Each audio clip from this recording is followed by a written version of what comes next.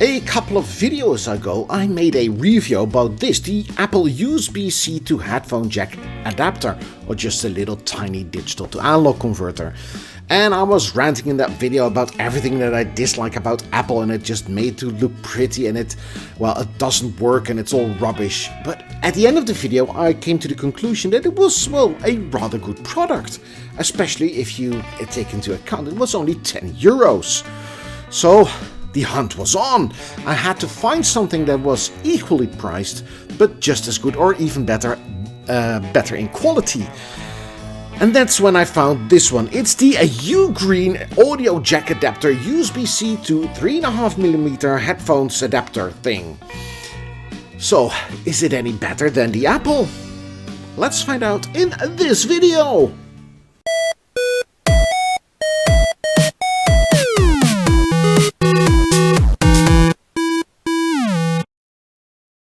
Well, hello there everyone, and welcome to a new video over here on Anton's hardware channel.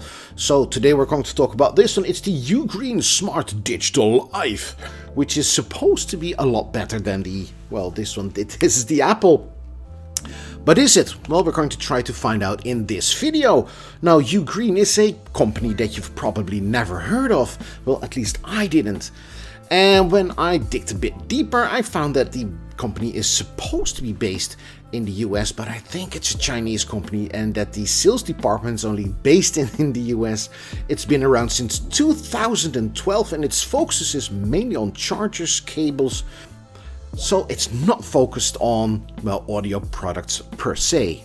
At first glance, the Ugreen USB-C to 3.5mm digital to analog converter is a tiny little device, just like the Apple is.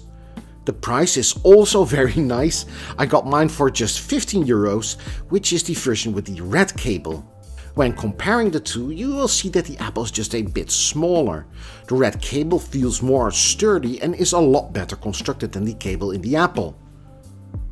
There's a USB-C connector and of course a female 3.5mm jack. The digital to analog converter that is supposed to be inside is hidden inside the USB-C connector, as shown in this picture from Ugreen themselves. Now, as with the Apple, the specifications of this device is a bit sketchy. I mean, I did find some information online, but I wanted to confirm that it was correct, so I sent an email to Ugreen. Now, normally I don't say anything I have about the correspondence I have with these companies. I mean, usually or most of the time it's really good. I mean, I have some very pleasant conversations with some people from Burson Audio or from Sheet. No, that's not a dirty word. It's actually a company. And yes, that was a spoiler alert. I also emailed with a guy from Corsair. That was also very pleasant. And no, that wasn't a spoiler alert. Other companies like Creative, they don't even bother to write anything back. They just, they're very silent. Thanks, Creative. But in the case of Ugreen, it was, sort of unpleasant, almost on the border of being rude. This sort of made me angry, but it did make me dig even deeper and deeper, and this is what I found. I found that this little device has a single chip solution from a company called KT Micro, a fabless chip builder that is, you guessed it, in China. I found an overview of what they have on offer. A lot of codecs, each with their own application. Also, two 32 bits and 384 kHz digital to analog converters. But sadly, these aren't what we're looking for. Somewhere in the middle we find the KT210, the culprit. There's no datasheet like I'm used to, but the website of KT Micro provides us with more than enough information. The KT210 is a USB audio codec single chip that provides processing USB audio signals. So basically it's just a codec with all the trimmings on there. It has 24 bits, it has 96 kilohertz, it has USB standards compliance, it has a high power Class G amp, which is very interesting indeed because I haven't heard a Class G amp before. So I did a bit more research about what does that actually mean. Well, the Class G amp is a very ingenious method of amplifying a signal where the power that is needed is only provided when it is needed, so it's very power efficient and thus a logical choice to use it for your headphone or whatever amplification that you would need that needs to be efficient. Also, according to Wikipedia, a Class G amp doesn't suffer from EMI that much as a Class D would have. And that would translate in a really good stereo crosstalk result in Rightmark Audio Analyzer, but we'll get back to that a bit later on. One thing that I did find very interesting and I would like to add before we go over to the listening sessions is that the KT210 also has a microphone input, but sadly Ugreen chose not to implement it. Why is a bit of a mystery to me, because if you plug this little thing into your phone, it would be nice if you could also use the microphone if you are using a headset, because you can answer your phones or make calls yourself, but Ugreen chose not to implement it.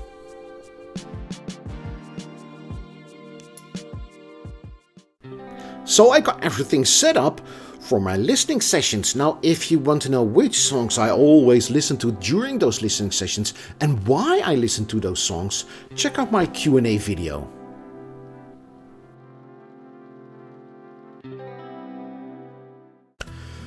And now for the listening sessions, well, this was a very pleasant experience indeed.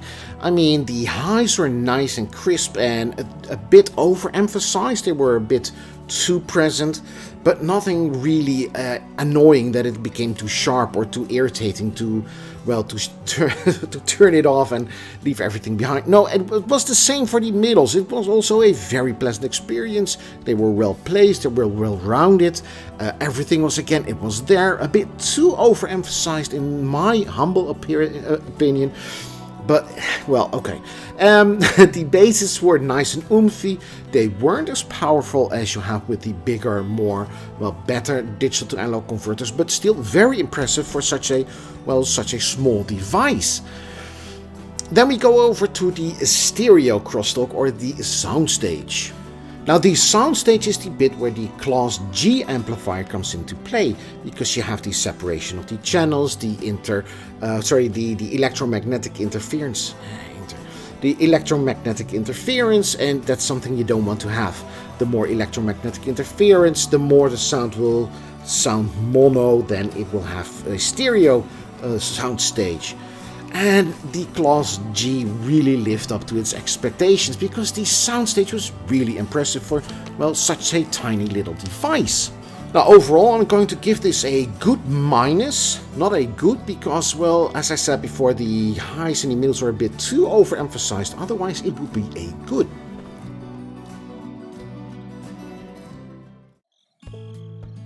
And the results from Rightmark Audio Analyzer were also good, especially the frequency response, which is excellent. When you see a graph like this, it's nearly completely flat, and this is what I want to see. The stereo crosstalk is far better than most solutions I've reviewed. We can see a lot of other goods and average, and even a poor for the total harmonic distortion plus noise. This means that there is some unwanted distortion being generated, which shouldn't be there. And when compared to the Apple, the results are very similar indeed, and they both fight for the first spot in each test. The noise level and the dynamic range are both better on the Ugreen. The total harmonic distortion is far better on the Apple, as is the intermodular distortion plus noise. And the stereo crosstalk again is better for the Ugreen. So overall, there's no real winner in Rightmark Audio Analyzer. It all boils down to your preference. And my preference, the one that I prefer, I'll tell you all about it in the conclusion.